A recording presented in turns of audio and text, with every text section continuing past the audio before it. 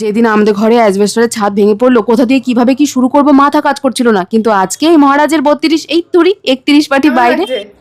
খুব সুন্দর।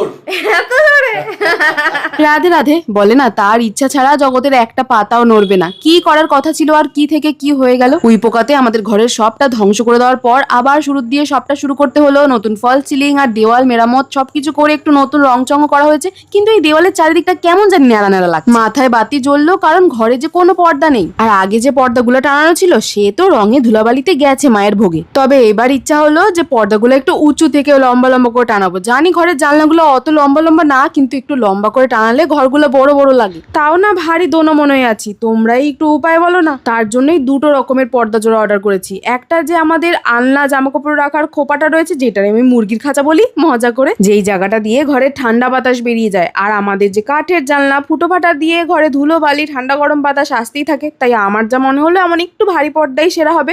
এবার এই দুটো পর্দার মধ্যে কোনটা বেশি সেরা সেইটা জিগাইতে বাবারে ডাক দিলাম, কিন্তু সে তো আমারে আরো গোলক দাদা ফেলাই দিল। বলে কিনা দুটোই সুন্দর, ক বুঝি এ কেমন কথা। এ বলে সে খালাস আমার ভিডিও করার নতুন লাইট নিয়ে খেলতে লেগে গেল। কেমন লাগছে? খুব সুন্দর। এত জোরে এবার যে তোমরাই শেষ ভরসা, জানাও না কোনটা বেশি ভালো লাগছে, কোনটা রাখবো কিনা। আর আজ রাতের খাবারে ছিল কিনো আর খিচুড়ির সাথে গরমা গরম বেগুন ভাজা। আর তারপরেই আমার দেখা দেখি হ্যাকা নাচার ভূত চাপলো। সোশ্যাল মিডিয়ায় দেখেছিলাম এমন ধোয়া দিয়ে সুন্দর সুন্দর ফটোশুট করার, আমারও তাই মন চাইলো।